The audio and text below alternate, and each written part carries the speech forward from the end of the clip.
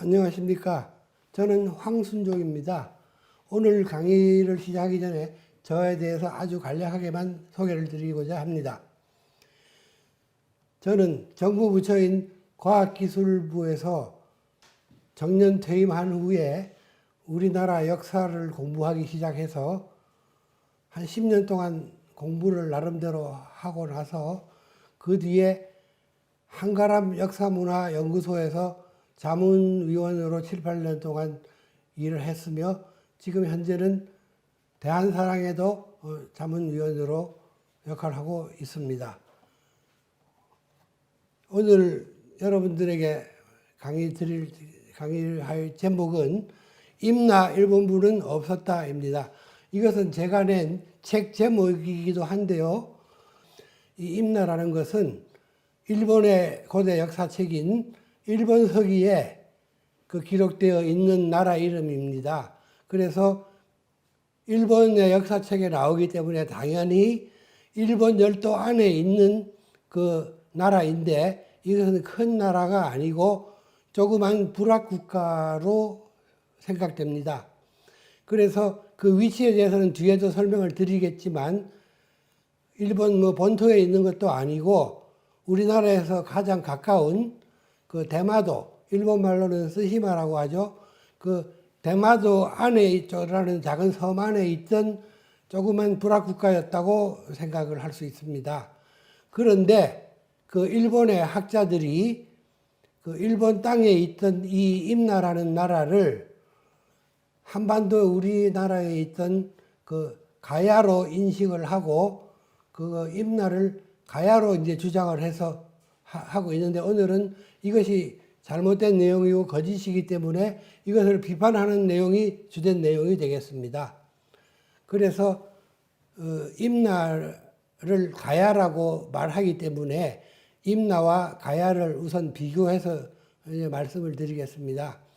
일본 사람들이 이 임나를 왜 가야라고 주장하느냐 하면은 그 대마도라는 섬에 임나만 있는 것이 아니고 신라, 백제, 고구려라는 불합국가가 같이 있었다고 나옵니다.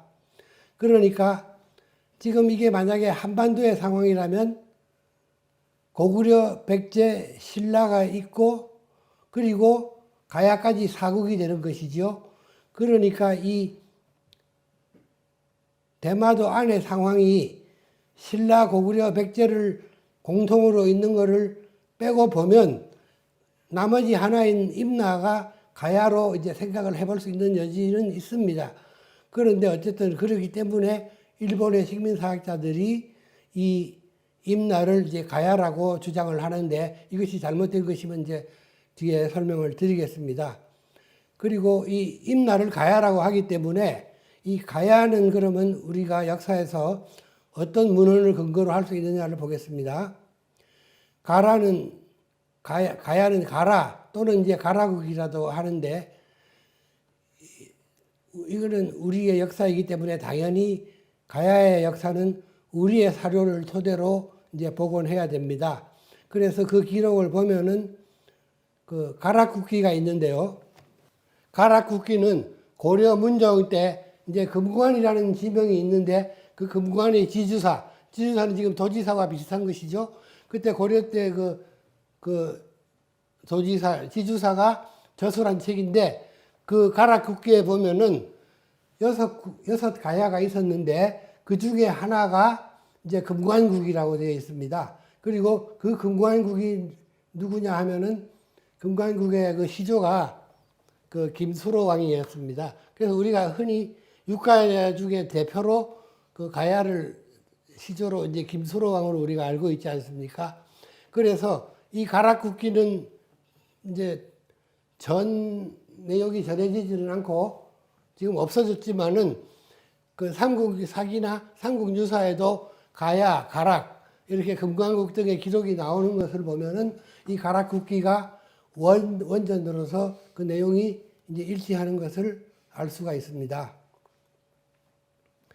그리고 그 오늘의 주제가 되는 임나 일본부설이라고 하는 것은 무엇이냐 하면은 일본, 즉 옛날에는 외라고 그랬죠. 이 외국이 임나, 즉 가야라고 말하는 그 임나에 일본부라는 조직을 두고 200년간 서기 4세기에서 6세기까지 지배했다는 일본 식민학자들의 이제 식민사관이 되겠습니다.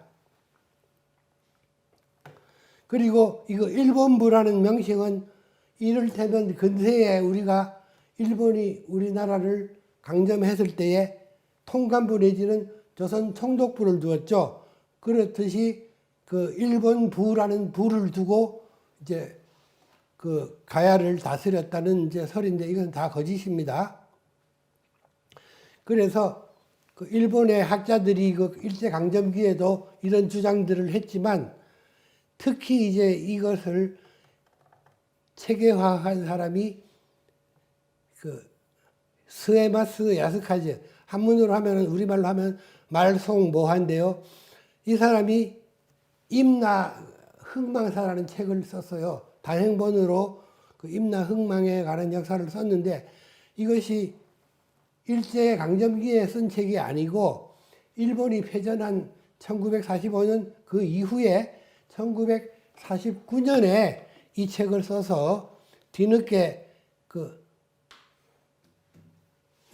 우리나라는 일본으로부터 해장이 되었지만 고대에 그 자기들이 가야를 다스렸다 하는 이런 이제 말도 안 되는 그 설을 주장한 것입니다.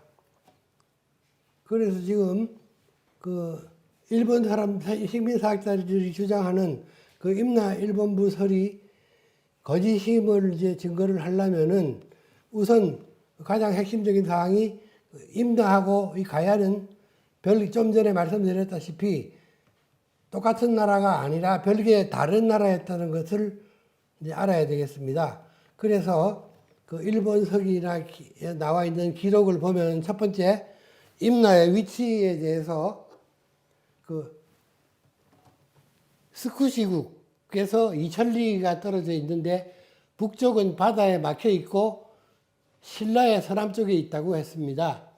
그러니까 지금 스쿠시국이라는 것은 큐슈 지방을 말하는데 큐슈 섬에서 2,000리, 그러니까 서쪽으로 2,000리 와 있는데, 그리고 이 북쪽이 바다에 막혀 있다고 하면서 또 신라의 서남쪽이라고 했습니다. 신라는 우리가 알다시피 경상도에 있었는데 그건 남쪽에 있다는 것이죠. 그런데 그 육지로 남쪽으로 떨어져 있다는 것이 아니라 바다로 막혀 있다고 했으니까 그 신라로부터 바다를 건너서 이 임나가 있다는 뜻입니다. 그렇기 때문에 아까 말씀드렸듯이 이 임나는 지금 대마도로 우리가 생각해 볼 수 있는 것입니다. 그래서 이 학계에서 몇몇 안 되는 민족사학자분이 계시는데 그분들은 그 최재석, 윤대현 교수 등 민족사학자들은 이 임나가 일본에 있는 스시마에 있었다고 증언하고 있습니다. 그런데 학계의 모든 사학자들은 지금 일본의 식민사학자들의 그 주장을 되풀이하고 이어받고 그렇게 똑같은 주장을 하고 있는데 이 사람들은 이 임나가 한반도 남부에 있었다고 합니다. 즉 가야라고 하는데 특히 좀 전에 말씀드린 스에마스 야스카지 같은 사람은 그 범위를 굉장히 넓게 잡고 있습니다. 그리고 또 대표적인 학자로는 김태식, 김현구 이런 식민사학자들 대부분이 경상도에서 전라도에 이르는 그 넓은 땅에 이 가야가 있었다고, 임나가 있었다고 말하고 있습니다. 그러나 실제로는 뒤에 이제 지도에서 또 보여드릴 텐데요. 우리가 아는 그 가야는 신라의 남쪽에 상당히 작은 나라였고, 그 전라도 충청도 쪽에는 그 가야가 없었죠. 그런데도 이 스에마스 야스카즈는 백제 땅이었던 그 전라도 상당 부분까지 또 이 가야였다고 말하면서 그래서 그 크기가 백제랑 거의 같고 신라보다도 오히려 더 큽니다. 우리가 아는 가야는 신라보다 훨씬 작았거든요. 그리고 이제 그 임나라는 나라에 소속된 작은 나라들이 또 있는데 그 나라들의 이름은 7개 또는 10개가로 시대에 따라서 나오는데 예를 들면은 비자발, 남가라, 탁국, 안라, 다라, 탁순, 가라 이렇게 나라 이름들이 나옵니다. 이것은 앞에 우리가 가야의 나라의 육가야 이름들하고는 거의 다르지요. 그렇기 때문에 우선 이 임나는 가야가 아니라는 것을 우리가 알아야 되겠습니다.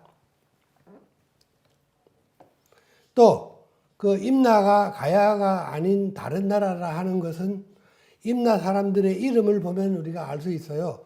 일본 서기에 보면은 그 소노가시치라는 사람이 나오고 그 다음에 그 왕이 아리사토라고 나옵니다. 우리가 알다시피 이 소노가시치 이런 거는 일본 사람들의 전형적인 이름이잖아요. 아리사토. 이건 한자로 쓰면 아라사등인데 일본 발음으로 아리사토가 됩니다. 이것이 이제 임나인의 이름이지만 우리가 아는 가야인의 이름은 그 왕인 김수로 왕, 또 우리가 그 가야금의 대가인 우르선택이 있죠.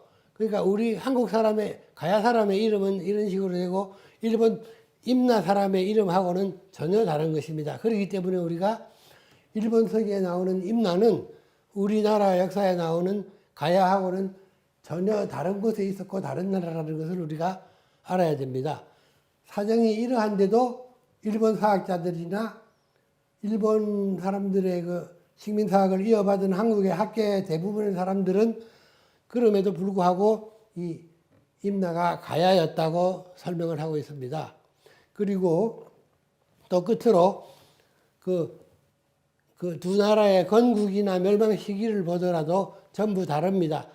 예를 들면은 임나는 서기 전 3세기부터 해서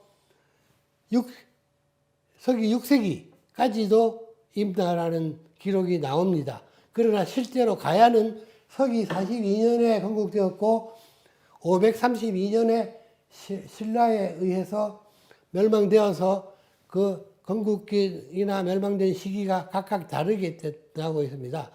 그래서 예를 들면은 일본 서기에 나오는 서기 600년에 그 신라하고 임나에 가는 기사를 보면은 이것은 한반도에서는 가야라는 나라가 이미 없었기 때문에 일본 서기에 나오는 이 신라와 임나와의 관계는 한반도 남부의 상황이 될 수가 없는 것입니다. 가야라는 나라 자체가 없었는데 일본 서기에 있는 임나가 그 한반도의 가야가 될 수는 없는 것이죠. 그러면 일본 식민사학자들이 주장하는 임나라는 나라를 정복하고 거기에다가 일본부를 두어서 통치를 했다고 하는데 그러면 그 임나 일본부의 실체를 한번 알아보겠습니다. 그래서 그 일본부에 관한 그 기록이 얼마나 허구의 것인가를 먼저 알아보겠는데 일본 서기에 의하면은 그 임나를 정벌한 것이 그러니까 그 일본 본토의 외에서 임나를 정벌한 것이 369년으로 나옵니다. 그런데 그 나라를 정벌해서 만약에 다스렸다면은 바로 그 일본부의 기록이 나와야 될 것입니다. 그런데 그 일본부라는 기록이 처음 나오는 것은 거의 100년이 지난 464년에야 일본부라는 명칭이 처음 나오고 있습니다. 이것만 보더라도 이 기록을 의심하지 않을 수가 없습니다. 예를 들면은 그 일본 서기에 보면은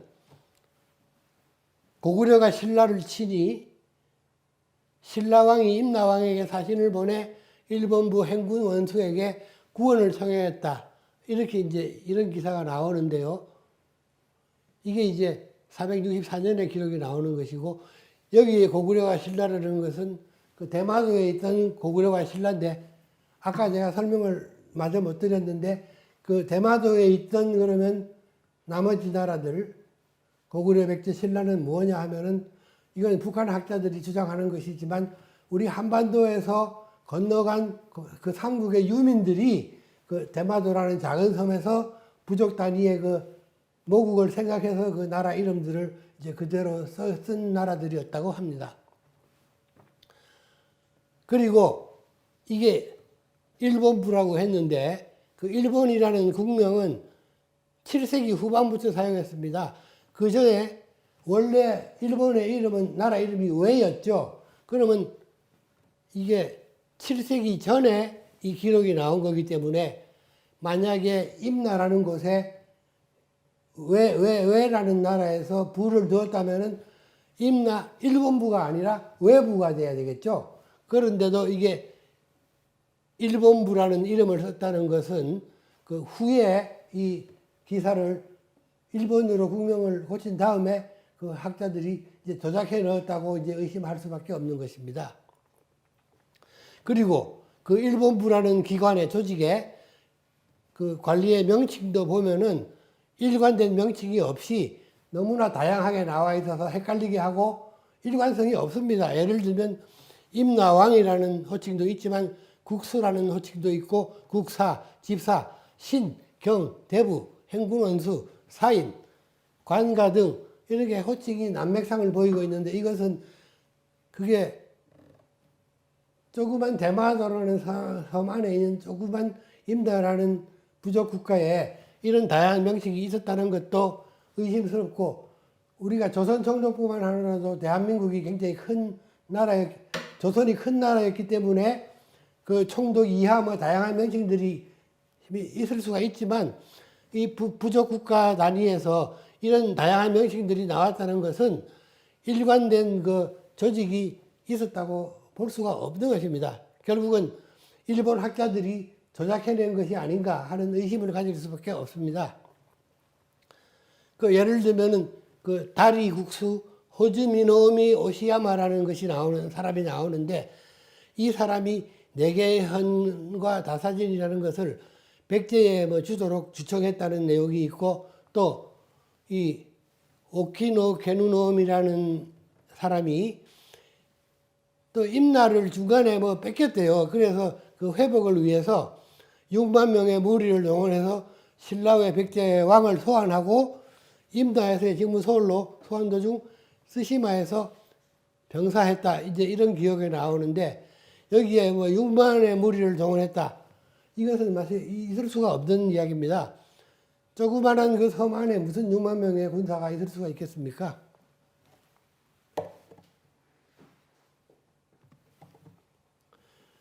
그래서 아까 그 임나의 위치를 제가 말씀드렸는데 그 잘못된 위치에 대해서 제가 설명했습니다. 아까 그 임나 흥망사를 쓴 스에마스 야스카즈가 그 임나에 대해서 이제 기록한 것을 보면은 그 아까 임나에 전부 10개의 나라가 있다고 그랬는데 그 중에서 임나의 위치를 지금 보시면은 이쪽이 백제고 이쪽이 신라고 이것이 임나라고 되어 있는데 우리가 아는 한반도에서 가야는 신라의 남쪽에 조그맣게 경산도에만 있었는데 이 사람들은 임나가 가야라고 하면서 전라도 경상도의 대부분을 차지해서 신라보다 더 큰 나라로 우기고 주장하고 있어요. 그러나 거기에 나오는 지명들을 이 사람이 어떻게 했느냐 하면은 예를 들면 그 나라 이름 중에 탁순이라고 있습니다. 한자로 해서 읽을 때 우리말로 이제 탁순이지만 이 탁순을 뭐라고 했느냐 하면은 그 발음을 가지고 대구의 옛날 이름이 이 달구하라고 그러지 않습니까? 달구벌이라고 그러는데 우리가 발음은 탁순인데 일본 사람들 발음은 어떤지 모르겠지만은 그 이 탁순을 이제 달구라고 말을 하고 있는 것입니다. 그래서 이 탁순이라는 나라가 대구였다. 그 다음에 이 탁구이라는 것도 또 발음이 거의 비슷한데 이게 설명이 재미있습니다. 이 대구에 옛날 이름에 해당하는 그 달구화에 해당하지만은 이 탁순이 이 대구가 되어야 되기 때문에 할 수 없이 이제 다른 것으로 이제 비정을 해야 된다는 것입니다. 그런데 그 비정도 자기 마음대로 하는 겁니다. 그 달구와 대구에 남쪽 삼리에 있는 압독, 옛날 이름이 압독인데 지금의 경산입니다. 그래서 이 압독으로 보는데 왜 그러냐? 이 압독의 독자가 탁, 그리고 이 압은 앞이라는 뜻이기 때문에 이 탁국, 즉 경산의 남쪽 삼리, 남쪽 삼리라고 그러면서 또 앞이라고 하는데, 이게 말하자면 한자 음을 한국 사람들의 발음에다가 대충 맞춰가지고 글자 하나만 가지고 이렇게 이 탁국이고 탁순이라고 이렇게 이런 식으로 모든 나라들을 이제 비정을 해서 이 경상도와 전라도에다가 이렇게 꽂아 놓은 것입니다. 말이 안 되는 것이죠. 그런데 우리가 가야사를 배울 때에 가야사를 가르치는 이 식민사학자들이 그 가야의 지명을 전부 아까 가락국기에 나오는 금관이나 다른 성산, 고령 이런 거를 가지고 말하는 것이 아니라 일본 서기에 나와 있는 이 7국이나 10국의 이름을 가지고 우리 한반도에서 지명을 여기가 탁순이다 뭐 이런 식으로 이 비정을 하고 있으니까 이건 말이 되지는 않는 것입니다. 기본적으로 일본의 역사서에 기록된 지명이기 때문에 한반도에 있을 수가 없고 일본 땅에 있어야 되는 것이 맞지 않겠습니까?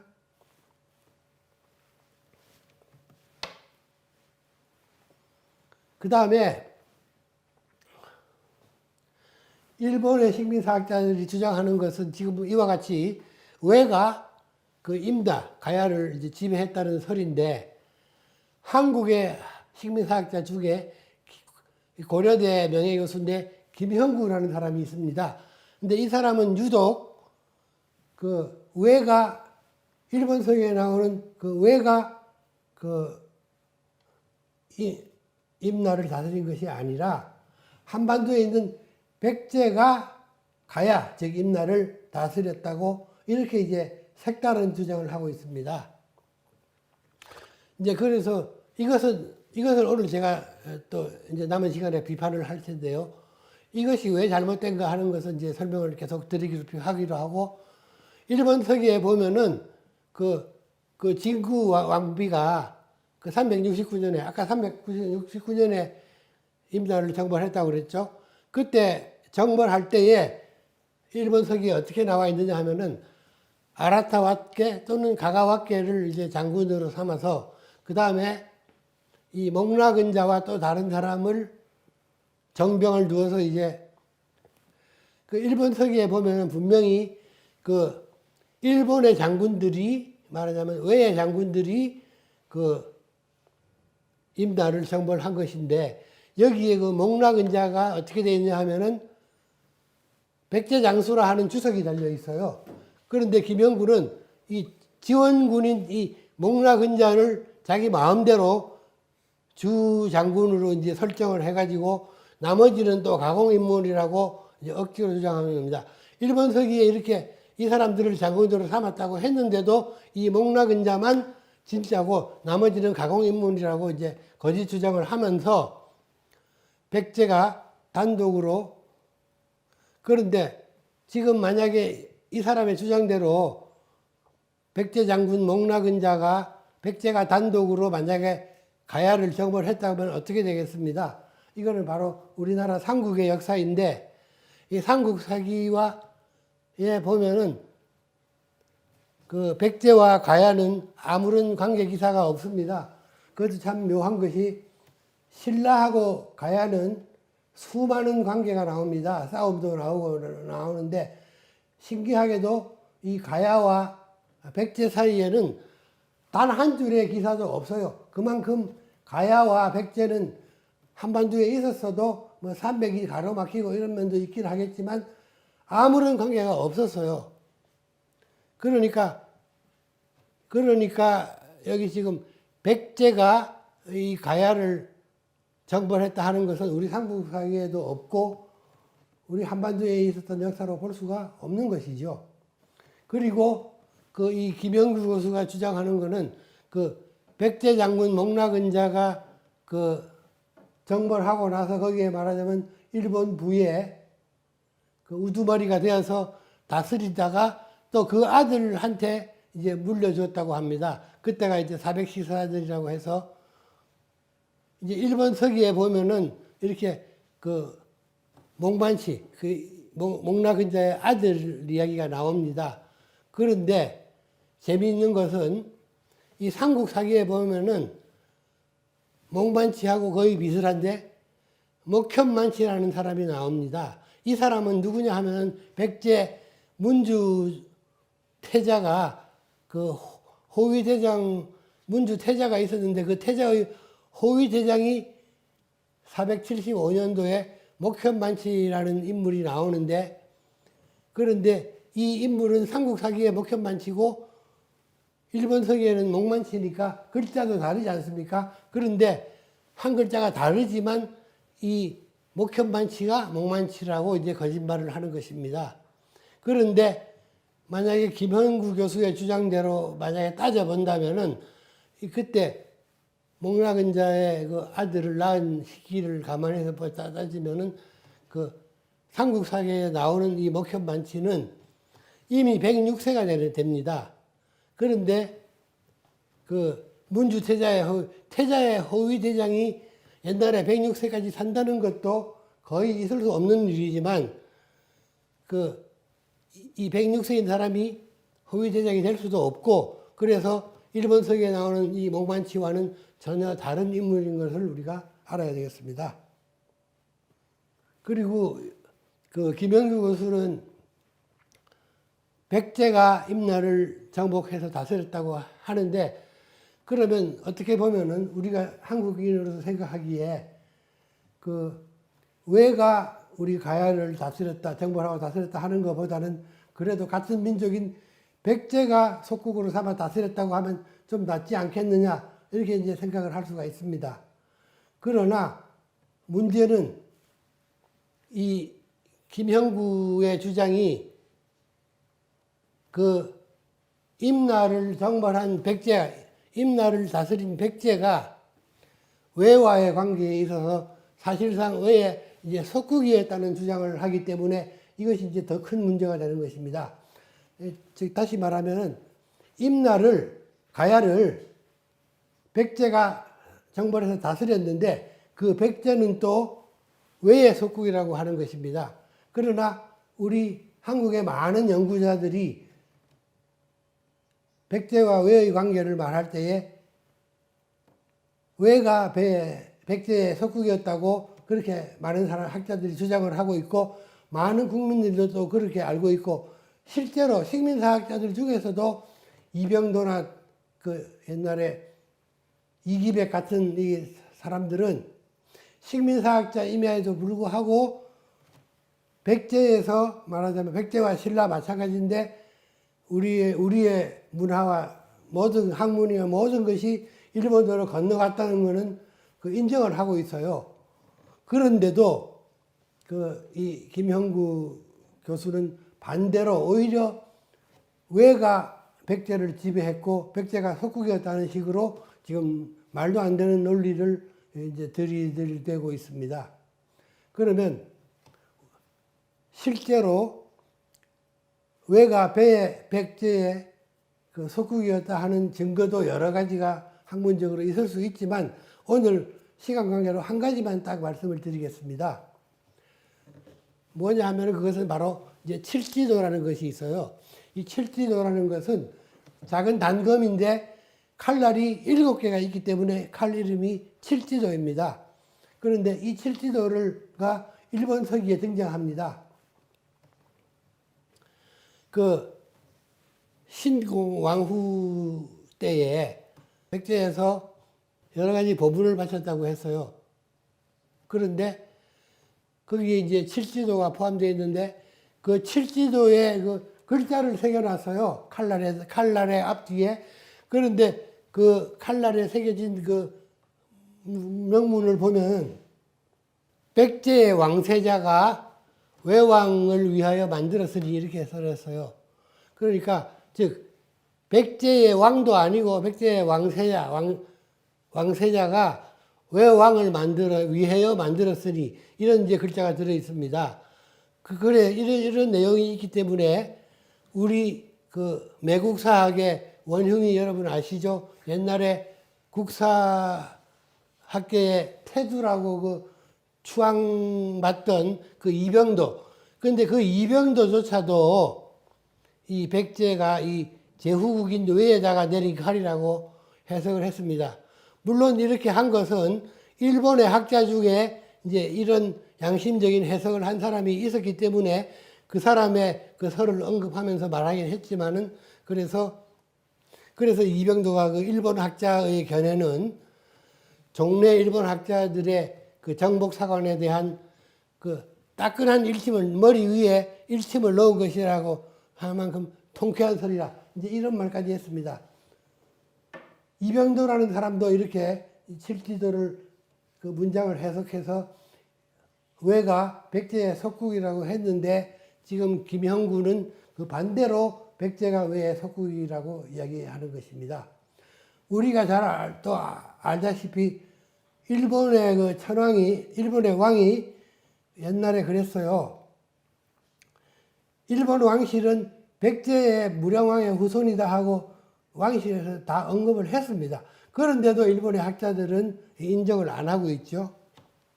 그래서 결국은 실제 역사에는 있지도 않은 그 백제와 일본의 관계를 백제가 일본의 이제 속국으로 이제 조작을 했습니다. 그래서 그 조작을 하는 방법이 뭐냐 하면은 백제에서 왕녀를 보내서 천황을 섬기게 했다는 것입니다. 그 직지왕이 누이를 보내서 백제 왕녀들이 파견되는 관행이 있었음을 알 수 있다. 이제 이렇게 표시를 했어요. 그런데 그 일본 서기에 나오는 신제도원 적개여랑 지지론이 그 백제에서 보낸 왕녀라는 것입니다. 그러나 사실은 이 세 사람이 일본 서기를 보면은 한 사람이라는 걸 알 수 있어요. 세 명이 아닙니다. 그러니까 한 명이 간 적이 있는데 그거를 보내서 일본 천황을 이제 섬겼다는 것입니다. 그런데 아까 제가 말씀드렸던 그 고려대의 그 훌륭하신 그 최재석 교수님은 이것을 다 밝혔어요. 그 백제와 일본의 관계가 말하자면 주종 관계라는 것을 다 밝혔는데 무슨 말이냐 하면은 백제에서 왕실에서 왕자들이나 그 공주들을 일본에 보내서 뭘 했냐 하면은 천황을 섬기라고 한 것이 아니라 그 속국인 일본에 가서 그 정치를 감독하고 지도하라고 이제 보낸 사람이라고 말하고 있습니다. 이 중에서 일본 서기에 보면은 이 지지론이 천황을 섬겨야 되는데 음란해서 일본 왕이 화형에 처했다고 합니다. 예, 만약에 그 김형구의 주장대로 설사 그 백제에서 속국의 위치에 있고 왕녀를 보냈다 하더라도 그 조금 잘못된 일을 했다고 해서 백제에 그 통보도 하지 않고 일방적으로 일왕이 그 여성을 화형에 처했다. 이런 관계는 고대나 지금이나 있을 수가 없는 겁니다. 외교공로를 통해서 그런 의사를 다 전달하고 이렇게 할 것이니 어떠냐 물어보고 이렇게 하는 것이 외교 관례가 아니겠습니까? 그러니까 일본 서기의 이런 기록들을 보면은 이것이 이 여자가 백제에서 보낸 왕녀가 아니라 이게 실제로 보면은 일본에서 그 궁녀로 모집한 여성이었다고 나와 있어요. 그거를 이 김현구라는 교수가 그 백제 왕녀로 이제 조작을 한 것입니다. 그 다음에는 어느 순간에는 이 왕녀 대신에 왕족을 파견해서 또 천황을 이제 섬겼다고 합니다. 그래서 예를 들면 백제의 계로왕의 동생이 좀 전에 그 불태워 화형했다는 소문을 듣고 앞으로는 여인을 바치지 말라 하고 또 일본으로 가서 천황을 섬기라고 명했다. 이렇게 그 일본 서기에 나와 있습니다. 이 곤지가 일본에 간 목적도 천황을 섬기기 위한 것으로 되어 있고 의다락, 만화군, 사군 등이 곤지 파견의 연장선상에서 도일하고 있다. 그러니까 이 왕족들도 일본에 가서 선왕을 섬겼다고 말하고 있습니다. 그런데 재미있는 것은 그 삼국사기에도 보면은 이 곤지라는 인물은 왕의 동생으로 이제 등장을 합니다. 그러나 그 사람이 외에 간 기록이 전혀 없습니다. 이거는 그 일본 서기를 근거로 해서 김형구가 그 주장하는 것이지만 우리의 기록에 의하면은 한반도 백제의 곤지는 외에 간 일이 없는 것입니다.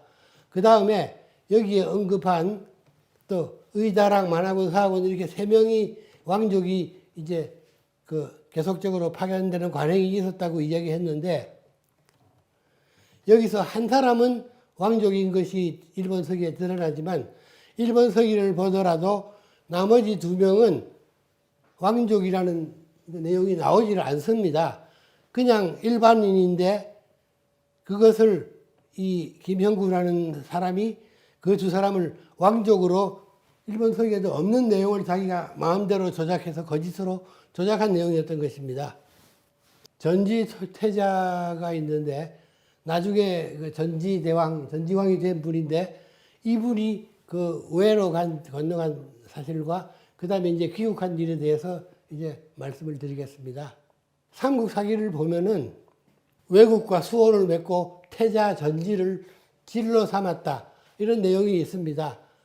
근데 이것이 그 질이라는 것이 보통 인질이라고 해서 속국에서 그 종주국에다가 이제 인질을 보내는 경우도 있지만 그 삼국사기에 나오는 이 질은 그렇게 볼 수가 없고 그 아까 최재석 교수님이 말씀하신 대로 이 태자를 그 속국인 외에 보내서 말하자면 감독관으로 이제 보낸 것을 이 삼국사기에서 이제 이렇게 썼다고 봐야 됩니다.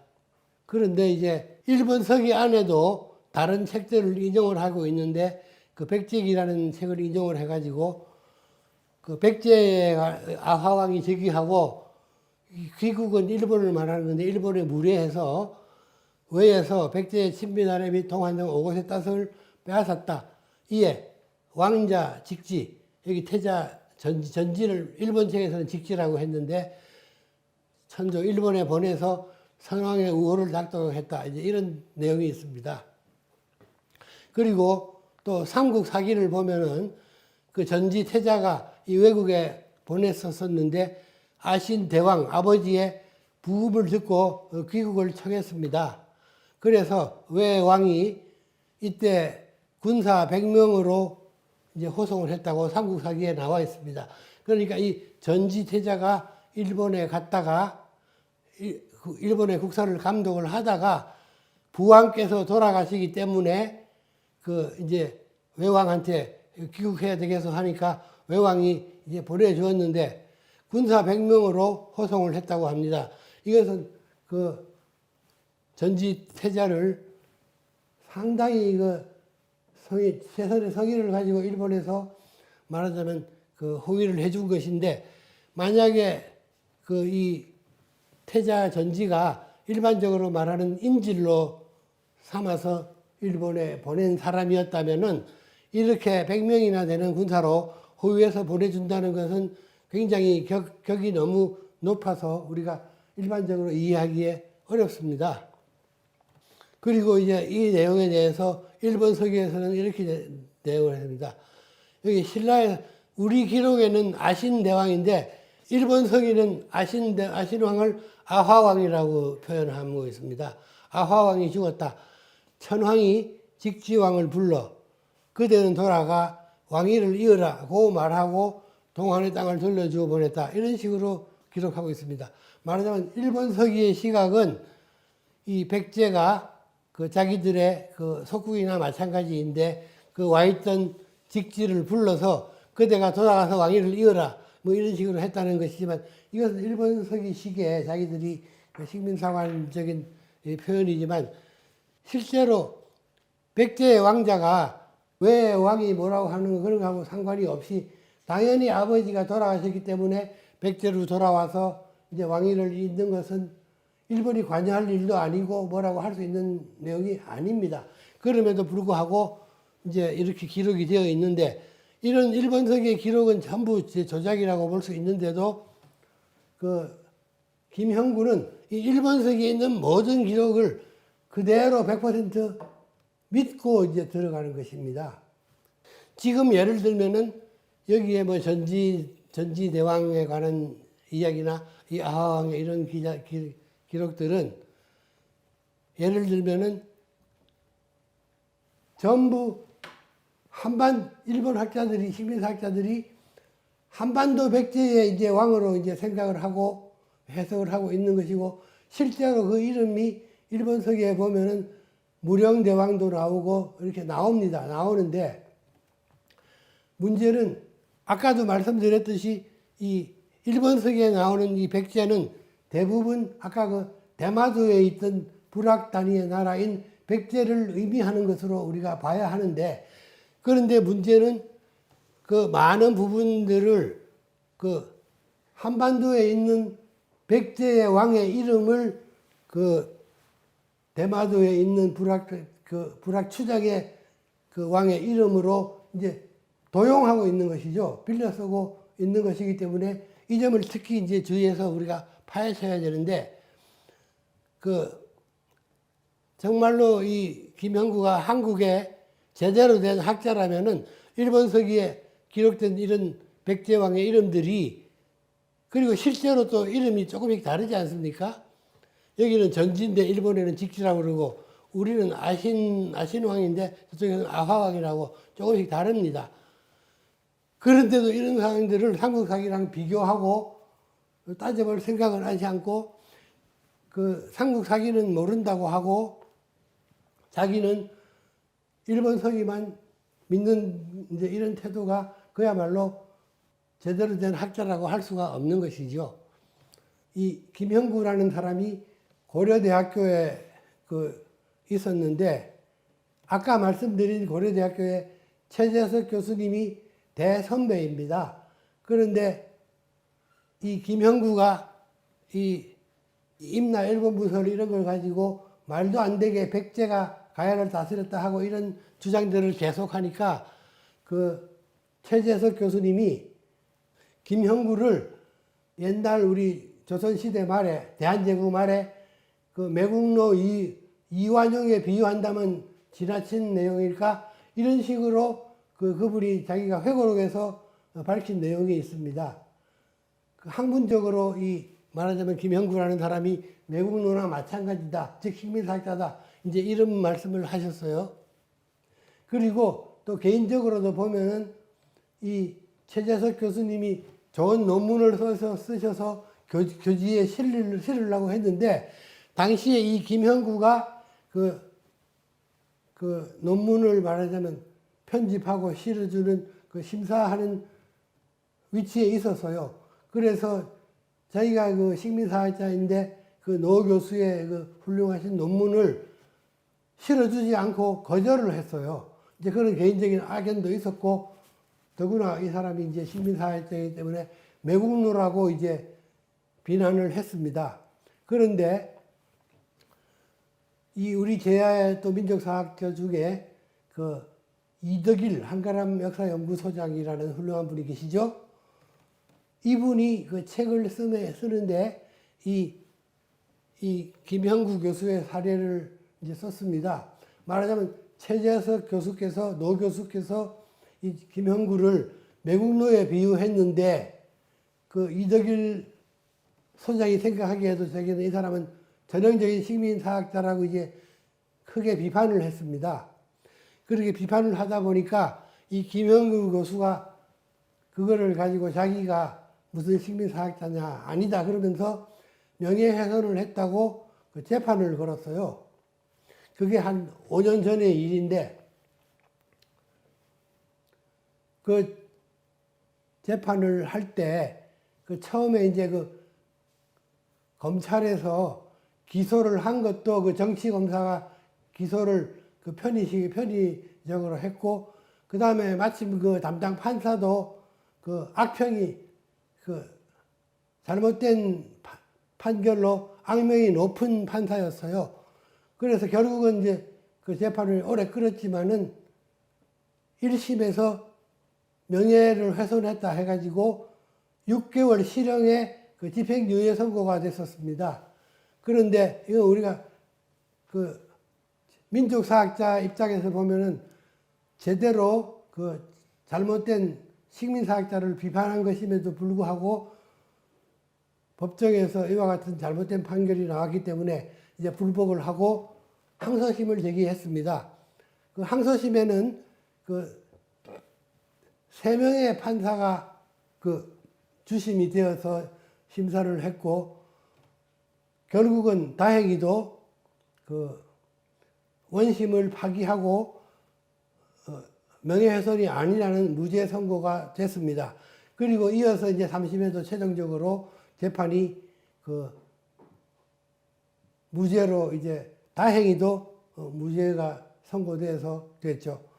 그 당시에 그 이덕일 소장이 얼마나 마음의 고생을 많이 했는지, 그래도 우리나라 민족사학계를 대표하는 사람이라고 볼 수 있는데, 자기가 그 명예훼손으로 만약에 실형을 받았다면은 자기는 이 땅에서 발붙이고 살 수가 없다. 지금 우리 민족사학자들이 저 같은 사람은 학계에 글을 올릴 수도 없고 취업을 할 수도 없고 그렇습니다. 토론에 참석을 시켜주지도 않습니다. 그런데 이덕일 소장이 자기는 이 재판에 지면은 한국 땅에서는 도저히 살 수가 없으니까 미국이나 캐나다로 이민을 가는 수밖에 없겠다고 그렇게 비장한 결심을 하고 있었습니다. 그런데 다행히도 그나마 그 2심에서 올바른 재판장들이 그 무죄 선고를 해줘서 살아났습니다. 거기에 재판에 관련해서 그 제 개인적인 이야기를 하나 드리자면은, 사실 오늘 제가 강의한 내용이 그 제목이 임나 일본부는 없었다이지 않습니까? 그 임나 일본부는 없었다는 것이 제가 그 책을 왜 썼느냐 하면은, 당시에 그 이덕일 소장에 관한 재판이 이제 진행 중인데 그 누군가 변호를 해야 되겠는데, 이덕일 소장은 피고인의 입장에서 자기를 변호할 수가 없잖아요. 그래서 제가 그 임나 일본부는 없었다라는 책을 썼던 겁니다. 김영규 교수가 말하자면 식민사학자고 엉터리 주장이다. 그걸 제가 밝히기 위해서, 사실 저도 임나 일본부에 대해서 그 당시에 깊이 알지 못했는데 공부를 제가 한 5, 6개월 이상 파고 들어가지고 이덕일 소장도 살려내야 되겠고 우리가 식민사학자들도 깨야 되겠다 해가지고 제가 그 책을 이게 쓰게 됐던 것입니다. 그리고 그 책을 냈기 때문에 다행히 제가 2심에는 그 증인으로 채택이 됐습니다.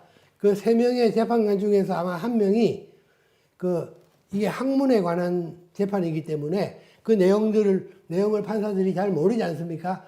그렇지만 한 분의 판사가 전담을 해서 아마 그 학문적인 내용을 검토를 한 것으로 압니다. 그래서 제가 다행히도 그 책을 썼기 때문에 증인으로 제가 채택이 되어가지고 제가 아는 범위 안에서 조목조목 김영규 교수가 이건 틀렸고, 왜가 백제 석국인데도 오히려 백제를 왜 석국이라고 말하고 오늘 제가 강의 드린 그런 김영규 교수의 그 설을 비판하는 그런 내용들을 다 증언을 했습니다. 그래서 하여튼 그 재판에, 우리나라 재판이 이게 정치 재판이고 검찰도 사법부도 썩은 사람들이 많이 있는 것 같습니다. 그래서 현실이 이러한데 그 많은 정치인들도 사회에 저명하신 분들, 그리고 저 같은 미력한 사람이 그 증언도 하고, 그래서 너무나 다행히도 그 무죄 선고가 돼서 얼마나 다행이었는지 모릅니다. 김영규 교수 같은 사람은 매국노입니다. 그리고 그 학문한 내용을 보면은 좀 전에도 말씀드렸지만 일본 서기에 있는 내용조차도 자기가 필요한 부분이 있으면은 자기 그것에 맞게 조작을 해서 가짜로 해석을 하기 때문에 이런 사람들은 사료를 토대로 하는 진정한 학자라고 할 수가 없습니다.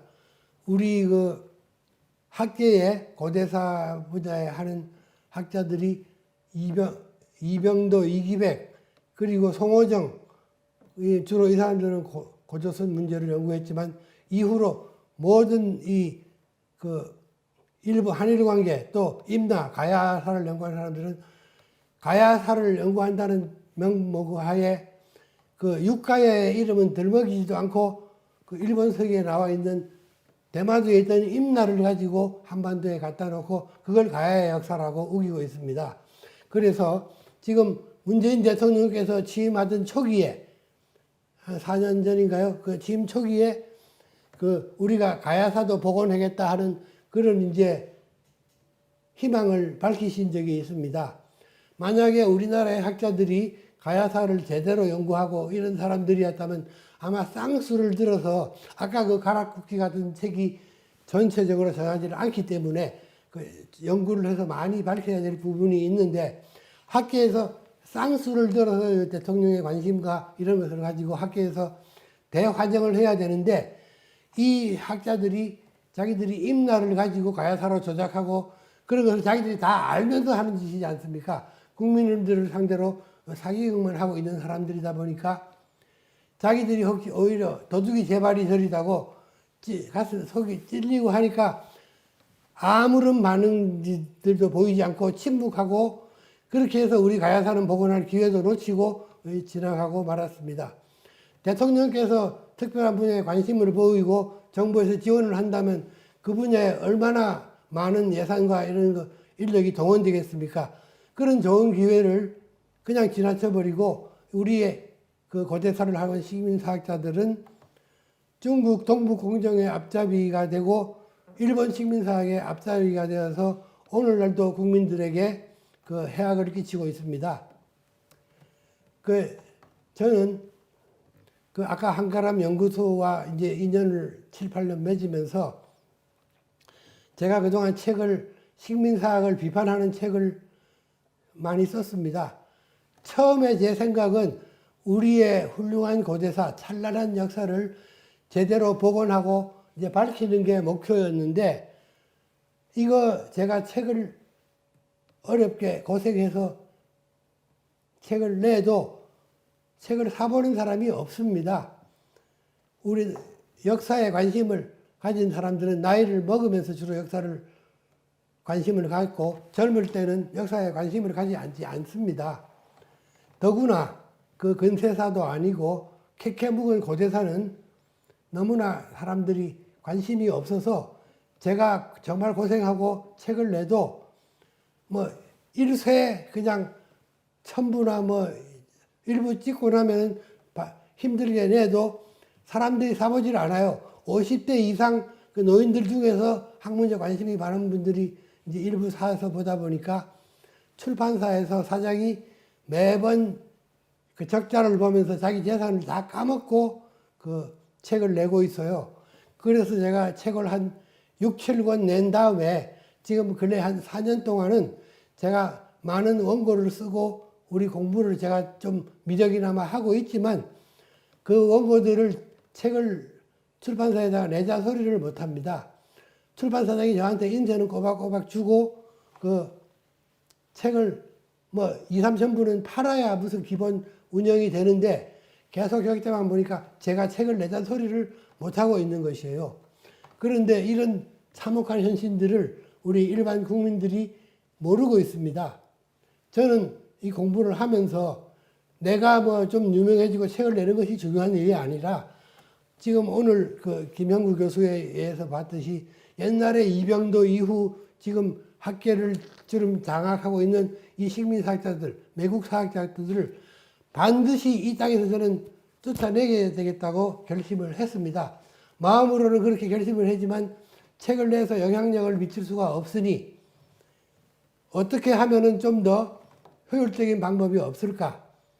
우리나라의 국민들이 그 불의를 참지 못하고 잘못된 일에는 옛날에 독재 정권에 항쟁하고 또 촛불 시위도 해서 대통령을 탄핵하기까지 하지 않았습니까? 그리고 우리나라 사람들은 그 옛날 4.19 의거 때부터 시작해서 목숨을 걸고 사회 정의를 지키는 사람들입니다. 그래서 제가 이제 그 4, 5년 동안 책을 안 내고 있다가 이렇게 내가 물러설 수는 없다. 내가 뭐 학문적으로 유명해지고 이게 문제가 아니고 이 매국노 역사학자들은 쫓아내야 되겠다, 기필코.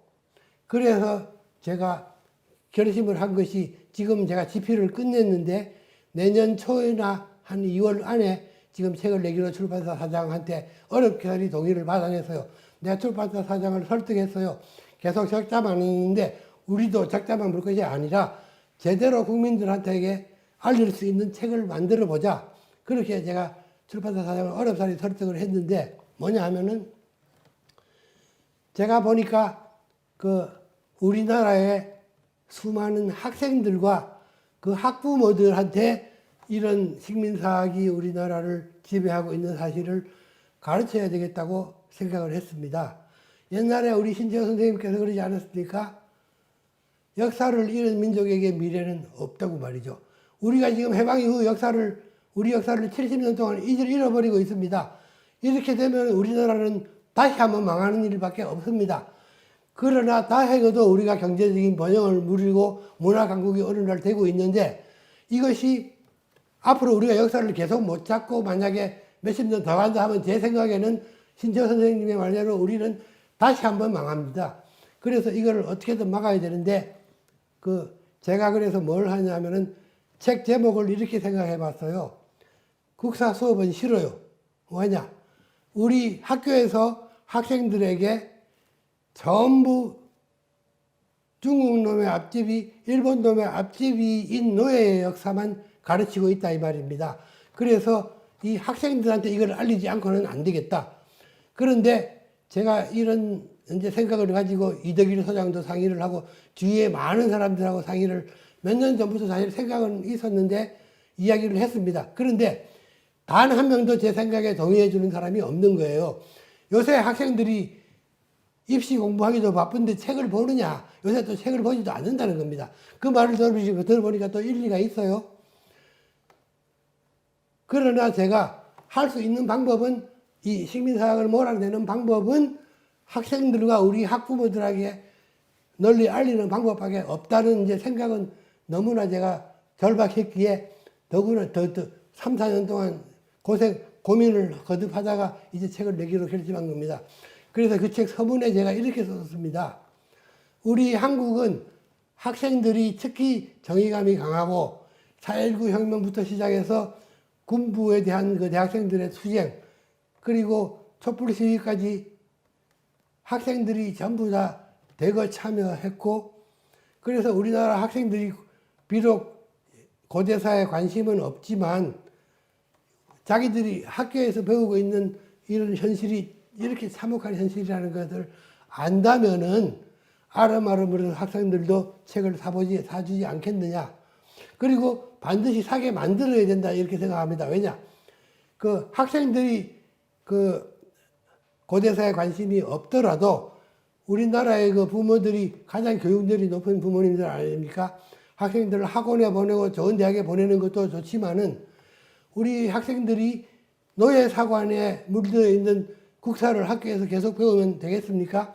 우리나라에는 줄잡아 1,000만 내지 2,000만에 가까운 우리 학부모님들이 저의 작은 이 책을 내용을 보고 사주신다면은 저의 작은 꿈이 혹시나 실현될 수 있는 기회가 오지 않을까 이런 제가 희망으로 요새 살고 있습니다.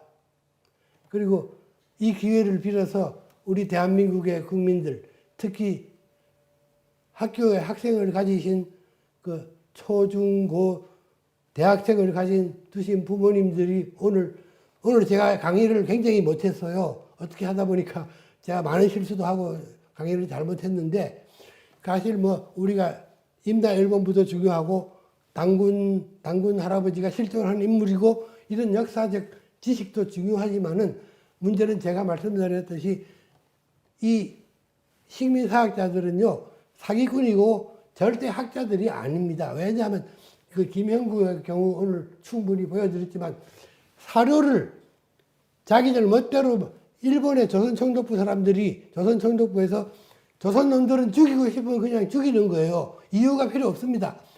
그 조선총독부에서 조선사 편수회라는 걸 두어가지고 일본의 그 관변 학자들을 총동원하고 엄청난 예산을 들여서 조선사 우리나라의 역사책을 37권이나 만들어줘서요. 그것이 말하자면 거기에 총동원된 일본 식민자, 사학자 수십 명, 그 수십 명 밑에서 하수인 역할을 한 사람이 이병도고 신석호입니다. 이 사람들이 해방된 대한민국에서 그 국사편찬위원장이다, 서울대학교 국사학과장이다 맡아가지고 일본 놈들의 일본 놈들은 논리가 아무것도 필요 없고 사료가 필요 없어요. 총독부에서 니네 역사는 옛날에 우리가 200년 다스렸다. 또는 한사군이 400년 지배했다. 일본 놈들이 주장하면 그거는 정치적인 하나의 통치 철학이요 신조가 되는 것입니다. 그것이 지금 학교에서 아직도 우리 역사라고 가르치고 있습니다. 대한민국 국민 여러분, 우리 고대사에 대해서 좀 더 관심을 갖고 우리의 자녀들이 올바른 교육을 받을 수 있도록 힘을 실어 주십시오. 감사합니다.